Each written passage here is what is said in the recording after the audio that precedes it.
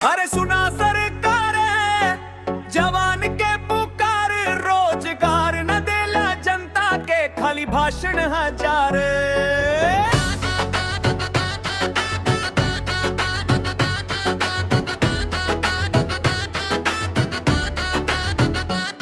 दिन रात पढ़नी किताब, छूट गईल बचपन के ख्वाब।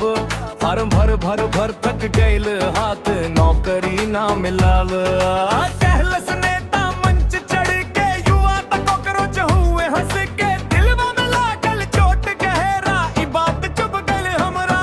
हम कॉकरोच ना है रे सरदार, हम देश के मेहनती जवान।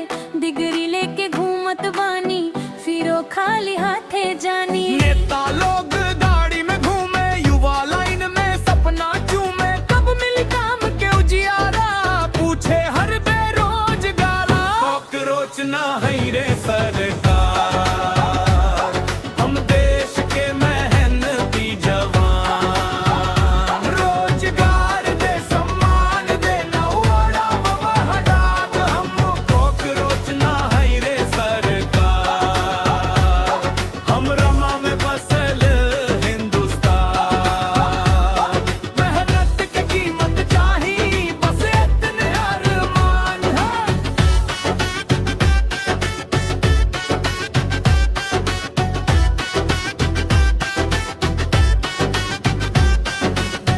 मुठी पे आवाज उठी, सच के अब अलख जगी। युवा जब जागी, एक साथ बदल जाई हर हालात। समान चाही, काम चाही, युवा के नया बिहान चाही। कॉकरोच कहे वाला सुना ले, अब बदलाव के तूफान चाही।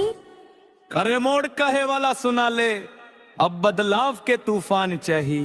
हम कॉकरोच ना है रे सरकार।